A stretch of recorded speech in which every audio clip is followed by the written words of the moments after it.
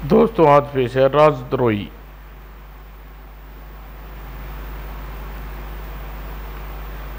ये एक और चित्र है दोस्तों।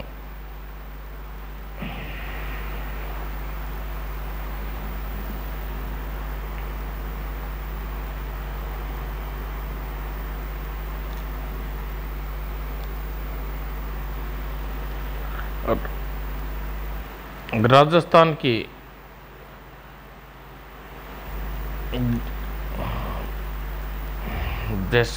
जैसलमेर क्षेत्र में पश्चिम में 300 साल पहले एक छोटा सा राज्य आनंदपुर, उसके राजा विराट सेन अपनी वीरता के लिए प्रसिद्ध, पराक्रम के लिए विख्यात थे। उनकी एक रानी थी सुनंदा।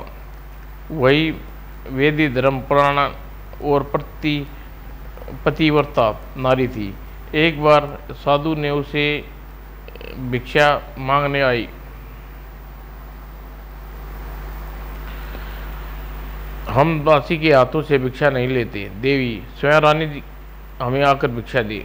अरे वाह, आपको भिक्षा से मतलब है स्वयं रानी दे या उसकी दासी आकर दे?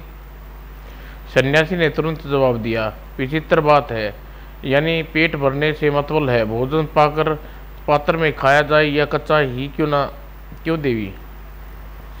दासी ने तुरंत रानी के पास पहुंची। साधु की जिद है कि आप आकर उसे भिक्षा दें। दासी के हाथ से भिक्षा लेना वह अपमान समझता है, ऐसा क्यों? दासी ने मुंह बनाकर उसे जवाब दिया, ऐसे साधु को मैं जीवन में मैं देखा नहीं। यदि आप कहें तो सिपाहियों से कहकर उसे धक्के मार कर भगा दूं। नहीं नहीं, यह ठीक नहीं होगा। रानी स्वयं तैयार हुई। ला देवी देवकी, मुझे दे, मैं साधु को भिक्षा दे के दूंगी, दर्शन करके आऊंगी। सावधान रानी, मुझे वह साधु कोई अच्छा नहीं लगा। परंतु रानी ने सुनंदा ने देवी की बात पर हंस कर उड़ा दी। साधु संत कुछ सनकी होते हैं, मगर उनका यह मतलब नहीं कि वह कपटी और दुराग्रही ही होंगे। इस जिद के पीछे कोई शुभ भेद होगा। मैं रानी की सुनंदा सन्यासी जी को भिक्षा स्वीकार करे। ओह, तो तुम हो अपने रूपवान गुणवान मगर बुद्धिमान। रानी चौंक पड़ी। क्या कहा आपने? दुर्गानी ने कहा। हाँ देवी, लाओ मेरी झोली में भिक्षा डाल दो, चलूं। नहीं सन्यासी, भिक्षा आपको बाद में मिलेगी, पहले बताना होगा। मुझे दुर्भाग्नि क्यों कहा?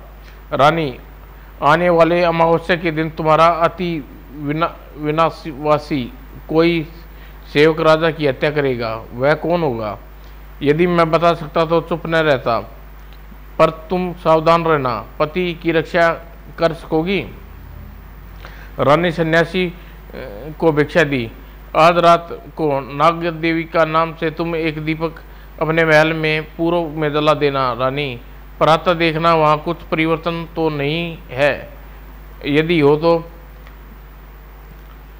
उसी परिवर्तन से तुम अनुमान लगा सकती हो कि हत्यारा कौन है। सावधान, यह भेद अपने पति को मत बता देना, वरना तुम्हारी हत्या कर देगा। मेरी हत्या? मेरा पति मेरी हत्या? और सन्यासी की बात रानी परेशान हो कर दिया। वह उसे विश्वास नहीं हो रहा था कि उसका पति उसकी हत्या कर देगा उसी रात। कभी कभी जब मन में शंकाएं उत्पन्न होती है तो जिन बातों पर विश्वास नहीं होता वह करनी उन्हें बातों पर विश्वास होने लगता है। और प्रातः देखूंगी क्या परिवर्तन होता है। उस रात ठीक से सो न सकी। ऐसा कौन सा विश्वास पात्र है जो राजा साहब की हत्या कर सकता है? राजा साहब ने तो कभी किसी को बुरा नहीं चाहा। फिर यह सब वहम? सन्यासी झूठ कहा हो। अगले दिन सवेरे सवेरे आश्चर्य है, दीपक रात भर जलता रहा, फिर भी तेल जोगा तो रहा। इस और यह मरा हुआ सांप। सन्यासी की बात रानी के मन में विश्वास बैठ गया। इसका मतलब सन्यासी सच कहता था। मुझे कोई उपाय करना होगा, मगर साधु को अब कहाँ खोजूं? रानी ने दासी को बुलाया। आदेश दीजिए रानी जी। देवकी, जाओ उस सन्यासी को खोजो, वह जहाँ भी मिले उसे मेरे पास आदर सहित लाओ। देवकी उसे खोज खोज दिन भर कर भटकती रही। शाम को हारी थकी लौट आई। कहो देवकी, सन्यासी का पता चला? नहीं महारानी जी, वह हर जगह खोजा परंतु कहीं उसका कोई पता नहीं चला। शायद वह कहीं दूर चला गया। परंतु तभी राजा विराट वहां आ गया। अचानक जयपुर के राजा का संदेश आया है रानी। मैं सेनापति कुशाल के साथ जयपुर जा रहा हूँ। कहो वहाँ तुम्हारे लिए क्या सौगात लाऊं। कुशाल अति विश्वसनीय सेनापति है। उसके साथ महाराज जयपुर जा रहे हैं, कहीं राजा की हत्या नहीं कर देगा। रानी के मन में आया कि वह राजा को सावधान कर दे, मगर नहीं, यदि मैंने राजा को कुछ भी कहा तो वह मेरी हत्या कर देंगे। यही तो साधु ने कहा था। परंतु एक पतिव्रत सतराणी अपने जीवन में ज़्यादा मूल्यवान पति का जीवन समझती थी। मेरा विचार है आप कहीं न जाएं, यदि जाएं तो कृष्ण को साथ न ले जाएं। क्यों? तब सहमते हुए रानी ने कहा, मुझे भय है कि कृष्ण आपके साथ गद्दारी करेगा, वह आपकी हत्या कर देगा। रानी सुनंदा, राजा विराट सेन को क्रोध आ गया। लगता है तुम पागल हो गई हो। कृष्ण हमें अपने साथ ज़्यादा विश्वास है। खबरदार, अगर तुमने भविष्य में ऐसी बात मूर्खता भरी बात की तो। रानी समझाना चाहा, मगर राजा साहब न समझे। परंतु राजा आवेश में थे। मेरी मेरी हत्या सजा राजा साहब ने हत्या करेंगे। हमें मंजूर मत करो रानी। अपने मित्र के चचेरे भाई के खिलाफ भटकाने की अपराध में तुम्हारी हत्या भी कर देंगे। क्रोध में भरे राजा साहब वहां से चले गए। रानी को विश्वास हो गया कि साधु ने जो कहा था ठीक कहा था। अब क्या करूं? किसके साथ मांगू? किस पे विश्वास करूं? मुझे कुछ करना होगा। अब एक ही उपाय है, वेश बदल कर राजा साहब के साथ साथ जयपुर की यात्रा। देवकी ने विश्व भरी सहायता करेगा कि देवकी के पति इस विषय में मेरी सहायता करेगा। और रानी देवकी ने अपनी राजदार बनाया और कहा, देवकी तुम मेरी दासी ही नहीं, मेरी परम विश्वास पात्र सखी भी हो। सुनो, मेरे पति महाराज का अंगरक्षक बनकर जयपुर जाएगा। जी हाँ। और देवकी ने अनुरोध करने रानी उसे गुप्त द्वार महल में बुलाया। हरि सिंह, तुम समझ गए होगे कि तुम्हें क्या करना है। मगर महारानी जी, यदि महाराज को पता चल गया तो मुझे मृत्युदंड देंगे। अपने पति की रक्षा के लिए खतरा उठा सकती हूँ तो तुम क्या अपने राजा के जीवन की रक्षा नहीं कर सकते? ठीक है रानी जी, आज्ञा मानी जाएगी। और राजा चलने के तैयार हो गए। अंततः कल रात राज्य में कुछ चोर आ गए, मुझे घायल कर गए। मेरे स्थान पर मेरी पत्नी का भाई करम सिंह आपका अंगरक्षक बनकर आएगा, अगर आप आज्ञा दें तो। यदि तुम उपयुक्त समझते हो तो ठीक है, हमें कोई आपत्ति नहीं। और रानी सुनंदा वीर करम सिंह बनकर घोड़े पर सवार हो गई। अरे वाह यार, हमें क्या पता था कि तुम हरि सिंह के साले हो। हूँ तो क्या हुआ, तुम अपना काम करो, हम अपना काम ही करेंगे। मगर क्या इतने पतले हाथों से तलवार चला सकते हो? यदि जरूरत पड़ी तो चाहे आजमा लो, निकालो तलवार। परंतु विवाद नहीं बढ़ा क्योंकि महाराज ने घोड़े पर सवार हो गए थे। सवारी चल पड़ी। आगे घोड़े पर सेनापति कुषाण और महाराज विकट और पीछे घोड़े पर अंगरक्षक। मैं एक बात समझा कुषाण, अचानक जयपुर के महाराज ने हमें क्यों याद किया? मुझे लगता है दिल्ली के सुल्तान फिर राजस्थान पर युद्ध की आग झोंकना चाहते हैं।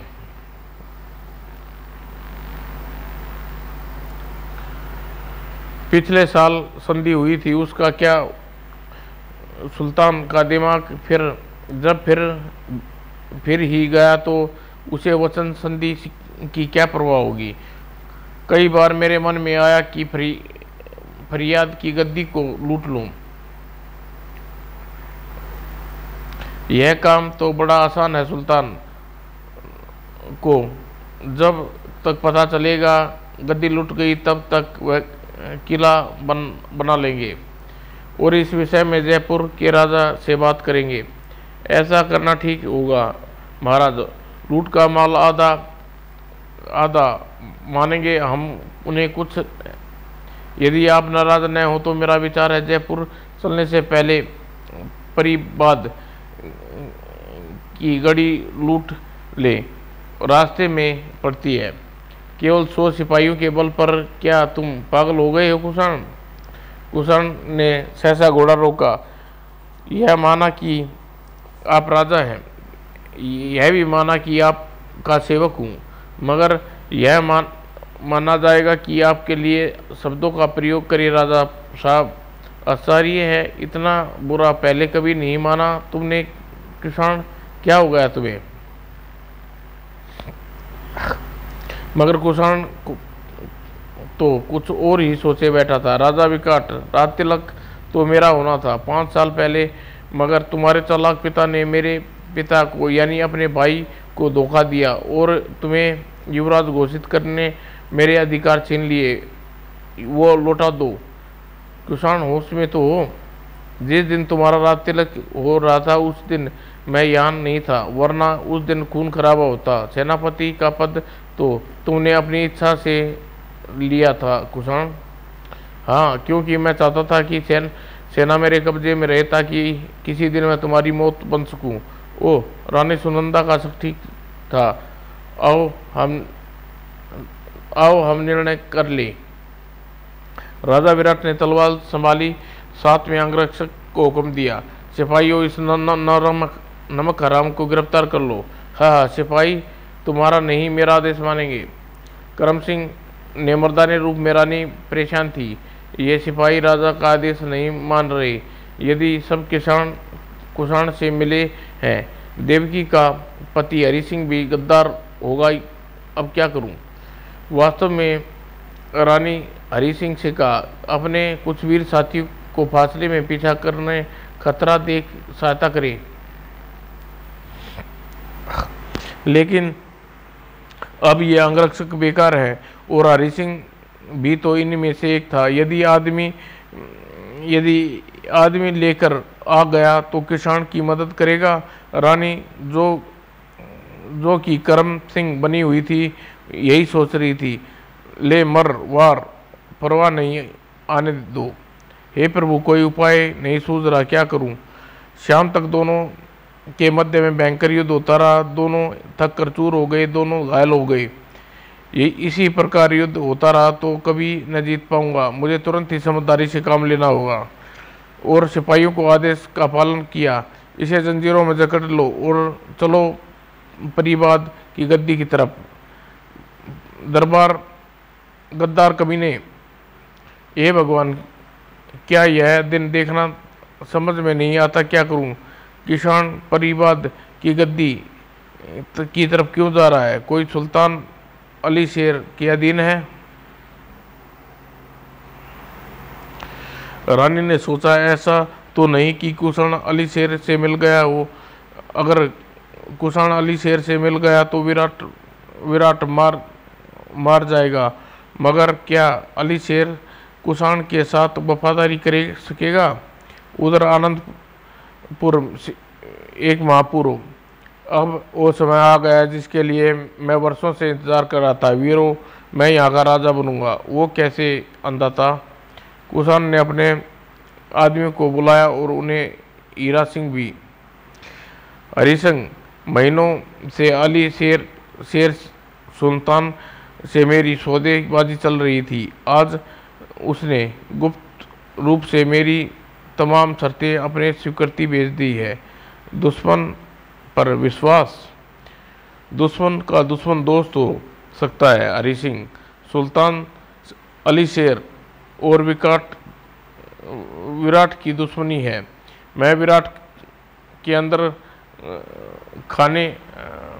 अंदर खाने दुश्मन हम दुश्मन हूँ और दोनों इस प्रकार से मित्र हुए। हमें क्या करना होगा? एक दिन सब जयपुर के लिए रवाना होंगे और रास्ते में विराट की हत्या। यह न भूलो, राजा विराट कुशल योद्धा है। मैं जानता हूँ यदि वीर है, मैं महावीर हूँ। तुम लोग मेरे साथ होगे। विराट जिंदा या मुर्दा सुल्तान के पास परिवाद गढ़ी इनाम में पाऊंगा और सुल्तान की दोस्ती और आनंदपुर की गद्दी हथियाऊंगा।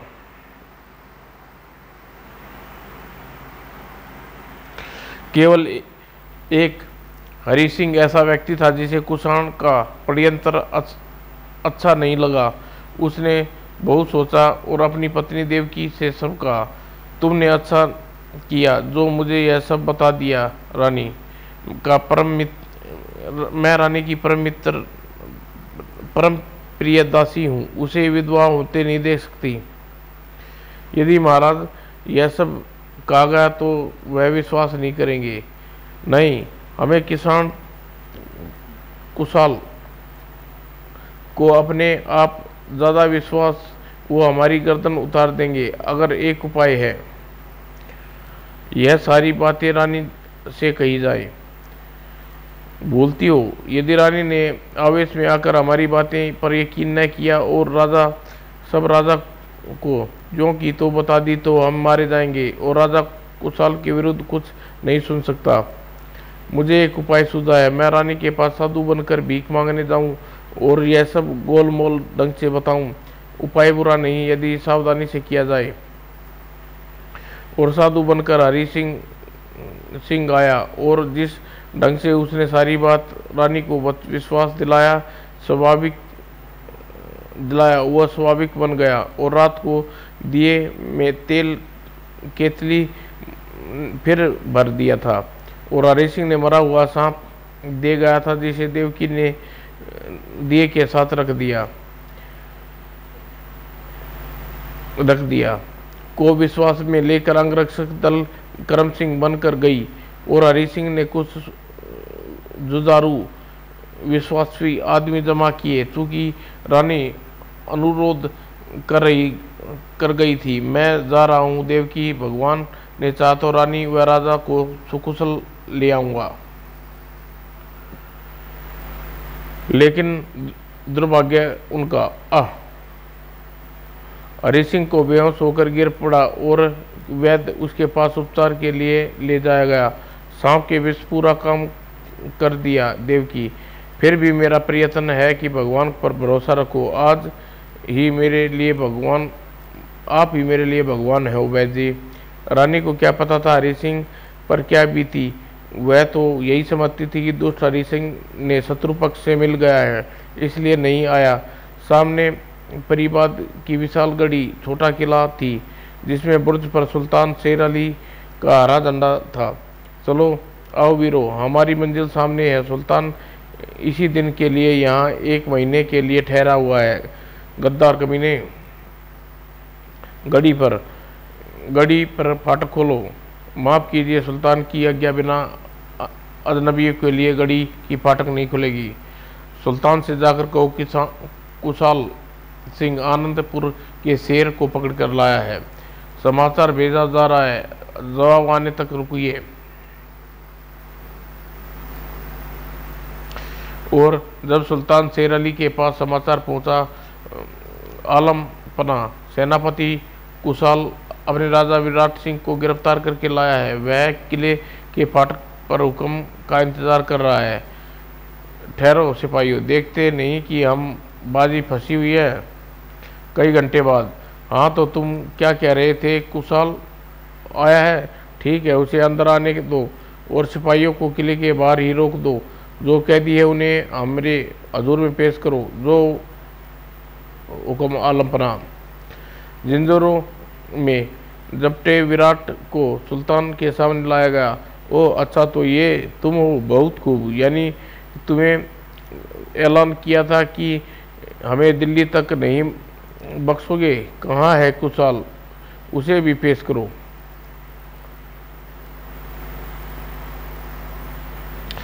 और कुछ देर बाद कुशाल पेश हुआ।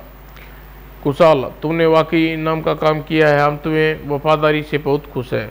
अब अपनी यह सब आपकी मेहरबानी है सुल्तान, बंदा आपका दोस्त है, दोस्ती की खातिर आपने अपने बाप को भी सर काट कर ला सकता हूँ। धिक्कार है कभी नहीं। मगर तभी, हाँ कुशाल, तुमने अपनी वफादारी के लिए किस इनाम की उम्मीद की थी?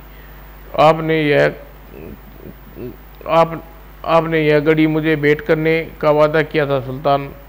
अगर यह घड़ी हम तुम्हें दे देंगे तो राजस्थान में हमारे ठहरने की क्या व्यवस्था होगी?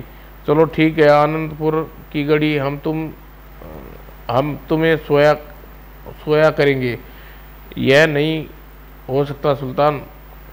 आनंदपुर की घड़ी हमारे खानदान की परम गद्दी है, उस पर मेरा हक है, मैं बैठूंगा।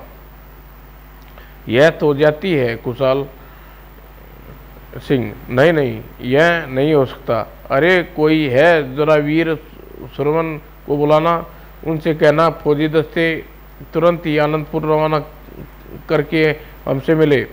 ओह, सुल्तान के सिपाही आनंदपुर को जाकर लूटेंगे?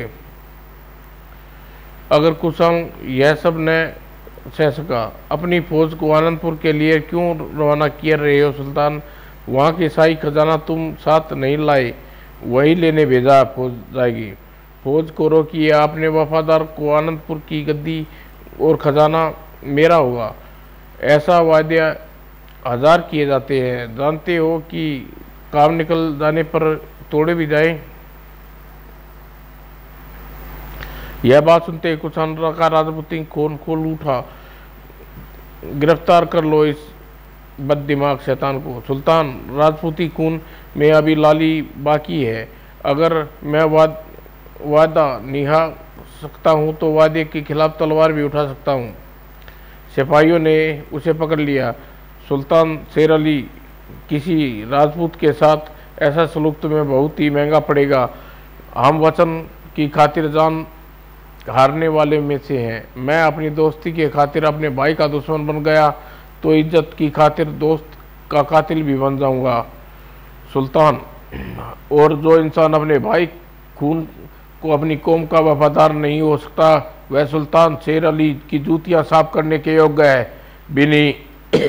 इन दोनों को कैद खाने में डाल दो, सवेरे इनके नसीब का फैसला होगा। और दोनों को एक हवालात में बंद कर दिया गया। और मगर कुशाल अपमान और शर्म क्रोध के कारण विराट से नजरें न मिला सका। जिस लालच में तुम गद्दार बने, काश वो तुम्हें मिल जाता तो मुझे शांति सी मौत आ सकती थी। यह सोचकर पवित्र गद्दी पर मेरा ही खून, मेरा भाई बैठा है, मगर तुमने लालच के बदले अपने लिए मौत खरीदी, खानदान के लिए अपमान, देश के लिए गुलामी। ओह, विराट अपने आवेश में न था। अगर तुम यह समझते हो कि इन पत्थरों की दीवार को सिर टकरा टकरा कर अपनी जान देकर भी अपने गुनाह की कालिक धो सकोगे, तुम्हारी भूल है कुशाल। यह भाई बस करो, यह चोट से मेरी आंखें खोल दी। मैं जालिम को किसी ने नहीं, ये जालिम किसी के नहीं हो सकते।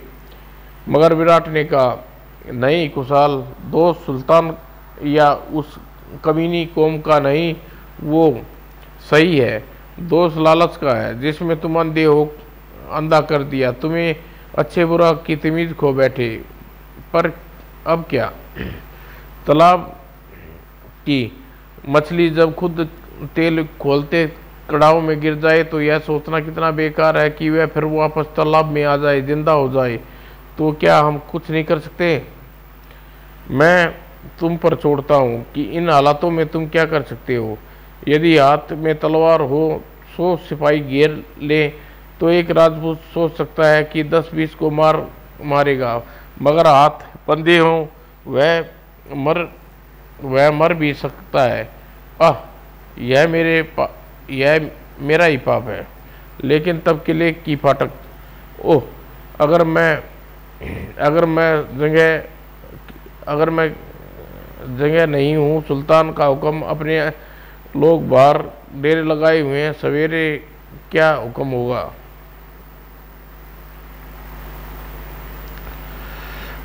डेरे लग गए रात को।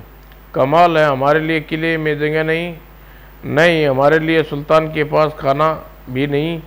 मुझे तो दाल में कुछ काला है, घोड़े भी भूखे हैं, सब चौंकते हैं। क्या मतलब? कहीं ऐसा तो नहीं सेनापति कुशाल के साथ सुल्तान ने धोखा किया?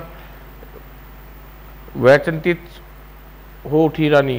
कुशाल सिंह के साथ धोखा हुआ सो ठीक है, मगर महाराज के साथ तो कुशाल ही धोखा कर चुका है। इस किस प्रकार बचाया जाए? और आधी रात के समय, यही रात है, कुछ किया जा सकता है। चारों तरफ दुश्मन, किसी को विश्वास नहीं किया जा सकता। यदि महाराज मारे गए या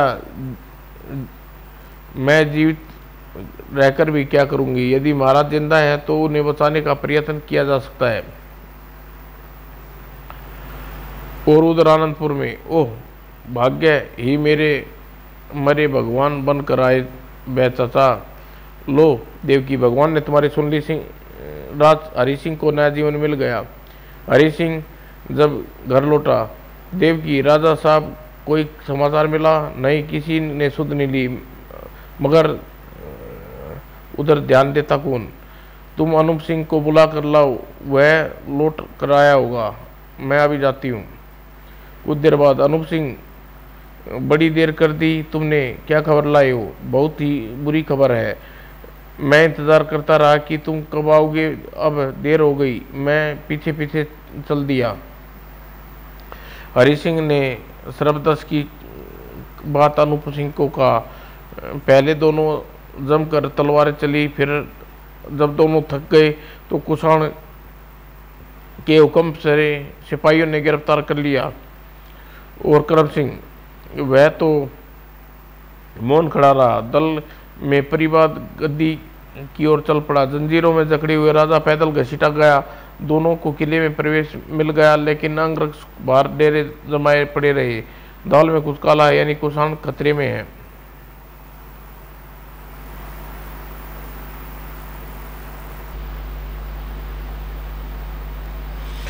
तुरंत देवकी जल उठी। मरने दो मुए को। मैं तो चाहती हूँ सुल्तान उसे कत्ल कराकर उसका मांस कुत्ते को खिला दे। शायद यही तो आसार कुछ ऐसे नज़र आते हैं। और हरि सिंह तुरंत कह उठा, अगर कुशाण भी पकड़ा गया तो सुल्तान के सिपाही आनंदपुर को लूटने के लिए आ रहे होंगे। अनूप सिंह, शहर की रक्षा करनी है, अपने राजा को बचा कर लाना है। पर तुम कहाँ चली? देवकी, राज्य को बचाने। इस हालात में तुम्हारे जाना ठीक नहीं होगा, तुम कमज़ोर हो। नहीं देवकी, देश की आज़ादी खतरे में है, धर्म खतरे में है, राजा खतरे में है, और हम ताकत के कैसे यकीन करें? अनूप सिंह के साथ घोड़े पर सवार होकर हरि सिंह चल दिया। यह काम तुम्हारा है देवकी। सारे शहर को जगा दो, शहर के द्वार पर पहरे सख्त करवा दो। महामंत्री विशाल को सूचना भिजवा दो। क्या हो गया, क्या होने वाला है? राजा को बचाने जाता हूँ, अकेले नहीं, और साथी हैं। ठीक है। 2 घंटे बाद अनूप सिंह हरि सिंह के साथ करीब 200 सिपाहियों के साथ, हरि सिंह के मित्र ऊर्जित पात्र थे और तेजी से फैरीबाद गढ़ी की ओर बढ़ रहे थे। सच, मैं बहुत कमज़ोरी महसूस कर रहा हूँ अनूप सिंह, शायद यहाँ लंबा सफ़र न कर सकूँ। ऐसा मत कहो हरि सिंह, जब तक तुम साथ हो, हर आदमी लड़ मरने के लिए तैयार है। हम महाराज को बचाना होगा। उधर जब अति वृद्ध और बीमार महामंत्री विशाल के पास समाचार लेकर देवकी गई तो वह अवाक रह गई। देवकी ने सारी कहानी सुना दी। ओह, इतनी बड़ा कांड हो गया और मुझे खबर तक नहीं। मैं बूढ़ा बीमार हिलजुल भी नहीं सकता तो तलवार क्या चलाऊंगा। देवकी, मुझसे पहले मैं अपने देश का गुलाम बनते देखूं, तलवार से मेरी गर्दन काट दो।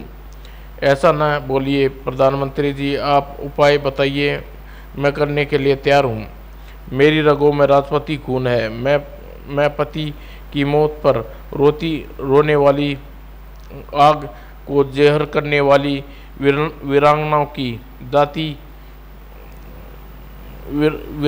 की जाति मेरी है, और समय आने पर तलवार चलाना मुझे बचपन से सिखा दिया गया है।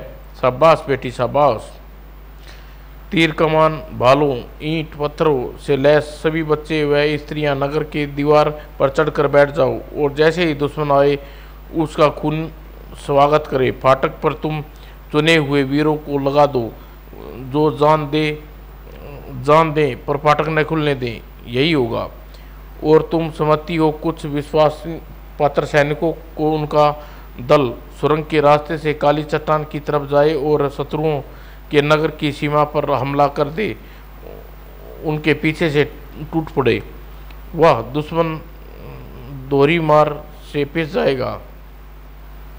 और समय देव की वीर का वेश धारण किया। नगर वासियों, अपनी रक्षा स्वयं करो। वीर सैनिकों, मेरे साथ काली चट्टान की तरफ चलो। हम निश्चिंत ही मौत को श्रीका खेल दिखाना है। बांध लो अपने सिर पर कफन।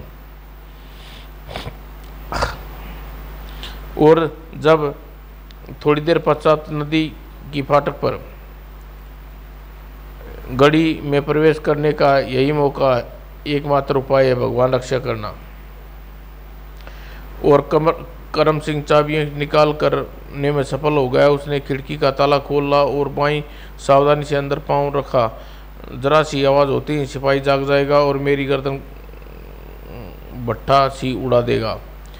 भाग्य यहाँ रोशनी रानी का साथ दिया, तभी वहाँ गढ़ी के अंदर जा पहुँची। अब यह पता लगाना कठिन है कि राजा साहब कहाँ हैं, रखा गया है। शायद जेल में, पर जेल में किसी तरह नहीं। मुझे सामने महल तक जाना चाहिए। अभी वह महल की तरफ जा रही थी। खबरदार हिले तो तलवार से गर्दन पर होगी। रोशनी की तरफ चलो, कौन है बताओ। और जैसे ही बिजली करौंदी वह फुर्ती से रानी पलटी। आह ले।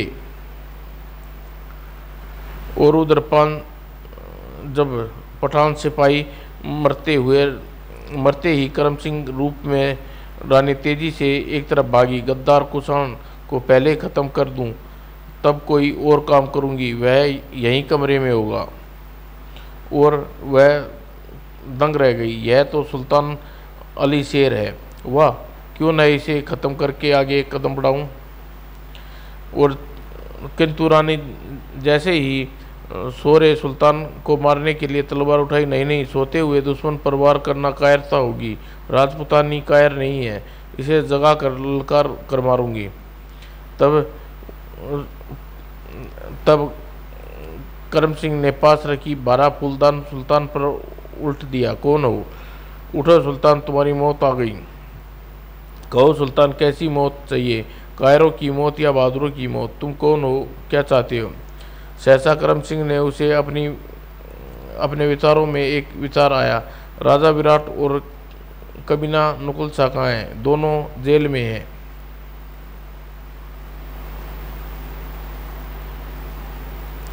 यदि अपनी जान की खैर चाहते हो तो उन दोनों को अभी बुलाओ। ठीक है, अभी लो, तलवार हटाओ। और करम सिंह ने रानी ने तुरंत यही भूल की। कमरे के बाहर संतरी होंगे। अब उन्हें हुक्म सुल्तान, वरना ज़्यादा सब्र नहीं कर सकूँगा। ओह, अरे बाहर कोई है? तुरंत जेल में दोनों शाही कैदियों को यहाँ ले आओ। सुल्तान कांपता सा उसने चीख पर दरबार को हुक्म दिया। और बाहर सुल्तान को अचानक क्या हो गया पता नहीं। चलो कैद खाने के दरोगा को हुक्म सुना देते हैं। और कैद खाने में दोनों कैदी जाग रहे थे। यदि अपने मुझे दिल से क्षमा कर दिया है, तो मुझे सलाह करें कि किस प्रकार मुसीबत से मुक्ति हो सकता हूँ। मुक्त किस लिए? कुशाण अपनी ज़िंदगी के लिए? नहीं कुशाल, अब मैं जी कर क्या करूँगा? सुल्तान के सिपाही दिन निकलते ने पहले ही आनंदपुर पर हमला कर देंगे और घरों में आग लगा देंगे, महल लूट लेंगे, पुरुषों और बच्चों को मारेंगे, स्त्री को जोहर करेंगी। वे सब सह नहीं सकूँगा कृपाल। और तभी सुल्तान का हुक्म हुआ है कि दोनों कैदियों को उनके सामने पेश करो। लो लो कृष्ण, आ गया मौत का बुलावा, चलो।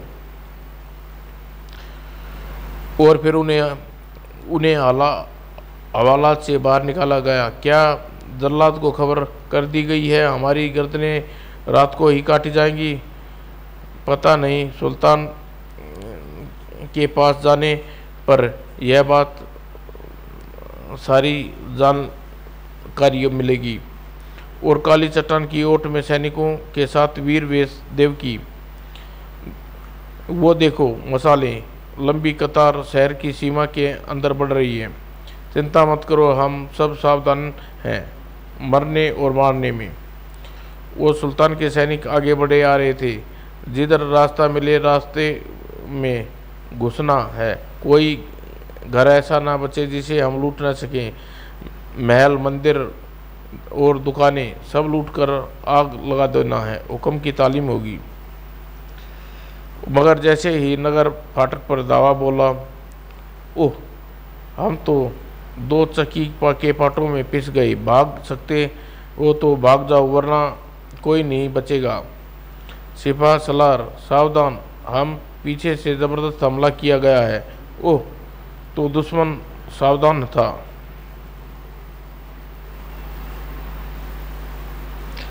और अब हरि सिंह अनूप सिंह के साथियों सहित परिवाद गढ़ी में कुछ दूर रुके और धीरे धीरे गढ़ी की तरफ बढ़ने लगे।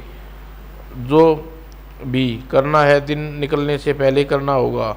अनूप सिंह, धीरे धीरे बढ़ना है। जो सिपाही तंबुओं में सो रहे हैं उन्हें आहिस्ता से आवाज़ उन्हें जगाना है। फिर और अनूप सिंह ने अपने सिपाहियों को डेरे में जाग रहा था। हरि सिंह पैदल किले के फाटक पर पहुंचा। फाटक की खिड़की खुली है। आश्चर्य है, संतरी सो रहा है और यहाँ किसी ने उसे मार डाला है। अपना काम समाप्त करके अनूप सिंह हरि सिंह के पास पहुंचा। करमे सिंह कहाँ है? वो लापरवाह है। सुनो, रानी जी थी न, शायद वह यहाँ से चली गई। मगर हरि सिंह के मन न माना। मुझे लगता है रानी जी चमत्कार किया है। खिड़की खुली है, फाटक, इसका क्या मतलब है? इसका अवसर से मत चूको मित्र, दबे पाँव हम भी अंदर जा सकते हैं। और वही किया। दबे पाँव तीनों सिपाही अंदर गढ़ी में प्रवेश कर गए और हाथों में नंगी तलवार थी। समझ लो जब तक सुल्तान का एक भी सिपाही जिंदा है, हम जिंदा वापस नहीं जाना। और छापामार युद्ध करो, चुपचाप बढ़ो और मार डालो, आगे बढ़ो वीरों। और दरवाज़ा बंद हो गया। कृपाल और विराट भौचक्के रह गए। उन्होंने अपने सामने एक दृश्य देखकर क्या मतलब निकाले। सुल्तान महाराज, विराट की जंजीरें खोलो, जल्दी करो। ओह, वो मैं यह आवाज़ जानी पहचानी सी लग रही है। सूरत काफ़ी पहचानी सी है। कहीं यह रानी तो नहीं यहाँ कैसे आ जाती? और इधर खतरा भाप गया था दरोगा। गढ़ी ने खतरे का घंटा बजा दिया और सारे सैनिक जाग गए और बाहर जाकर आमने सामने युद्ध होने लगा। ओह, हमें कमरे की तरफ जाना होगा। वहाँ सुल्तान के पास दोनों कैदी। सुल्तान कमरे में घेराव किया जाने वाला है।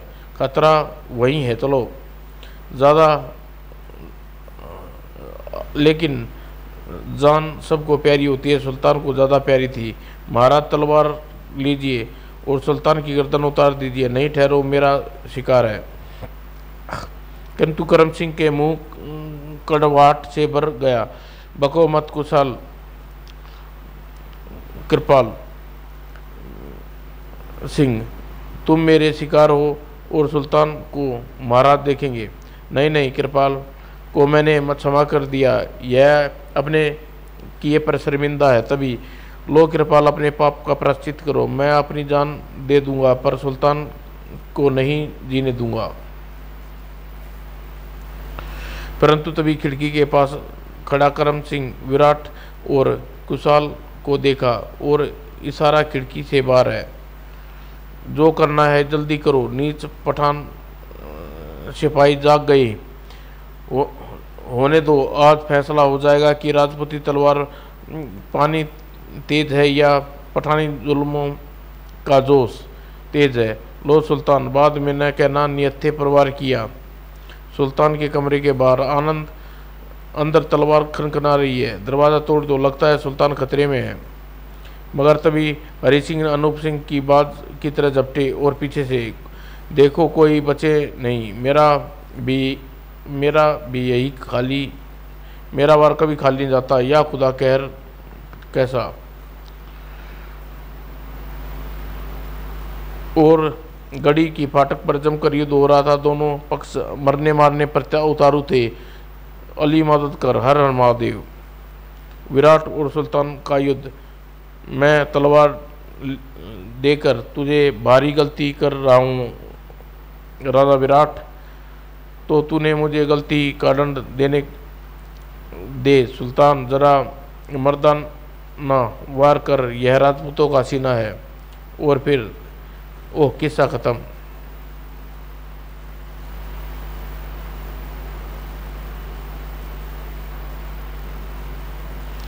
विराट का संकेत पाकर कुषाण ने कमरे का द्वार खोल दिया और हरि सिंह, यह तुम क्या किया,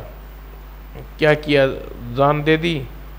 हरि सिंह, ओह, यह तुमने क्या किया, जान दे दी।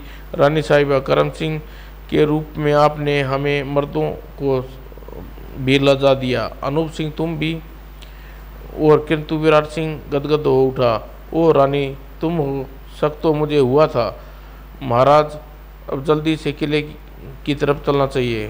भाभी साहिबा, दास को क्षमा कर दीजिए। क्षमा कर दो छतरानी, गलती करना इंसान का स्वभाव है। गलती का प्रायश्चित करना, क्षमा देना करने वाला क्षमा का हकदार है। चलिए, देर से सही रास्ते पर तो आए कृष्ण। और सवेरा होते होते गड़े पर भगवा झंडा लहरा गया। कुछ भी सही, मगर जिस गड़ी पर अरसे से मेरी निगाह थी, आज मेरे अधीन आ गई। चलो कृष्ण, मैंने इसलिए इस गड़ी का किलेदार नियुक्त किया। ठीक है, आपका आदेश वही मान्यवर होगा महाराज। और गड़ी लाशों से पटी थी। पठान या तो मारे गए थे या जान लेकर भागे। केवल 40 राजपूत जीवित बचे। महाराज, हम तुरंत ही आनंदपुर की ओर चलना चाहिए। ठीक कहती हो रानी, वहाँ पठानों ने न जाने कैसा उत्पचा मचाया होगा। आज्ञा हो तो मैं भी चलूँ महाराज। नहीं कुशाल, तुम इस गड़ी पर मजबूत किले बनाने की तैयारी करो। वहाँ जो हो रहा है देख लूँगा। हरि सिंह, दाह संस्कार विधिवत कर देना। बाकी बचे 50 सैनिकों के साथ राजा विराट पुरुष वेश में रानी सुगंधा के साथ आनंदपुर की ओर चल दिए। मैं तो सपने में नहीं सोच सकता था तुम शुरू से हमारे पीछे हो। यह सब एक साधु का चमत्कार है। काश वह मुझे मिल जाते। जब रानी ने सारी कहानी सुना दी, काश मैंने तुम्हारी बात पर क्रोध न किया होता, ध्यान दिया होता। काश मैंने अपनी जान की परवाह न करके आपको साफ साफ सब बता दिया होता। मगर यह बात रानी कभी न जान सकी। साधु हरि सिंह ही तो था मगर शायद आप मेरी हत्या करने पर यकीन नहीं कर पाते। मैं ठीक संदेह कर रही थी न। हाँ रानी, शायद यही होता। कुषाण पर अविश्वास मुझे हो ही नहीं सकता था। परंतु जब वह लोग आनंदपुर पहुँचे इतना भारी जनविनाश। ओह देखिए महाराज, मेरी प्रिय सहेली देवी का बलिदान हो गई। और राजा के आगमन पर नगर का द्वार खुला और घायल थकी सहमी सी प्रजा के चेहरे पर उत्साह और खुशी उभरी। राजा की जय जयकार आकाश गूंज उठा, परंतु राजा रानी की आंखें में आंसू थे और दिवंगत शहीदों के लिए जो मर गए थे आज़ादी ने जाने दी। मर गए पर आज़ादी नहीं जाने दी। विराट जिंदाबाद, महाराज विराट जिंदाबाद, महारानी सुनंदा जिंदाबाद। समाप्त दोस्तों।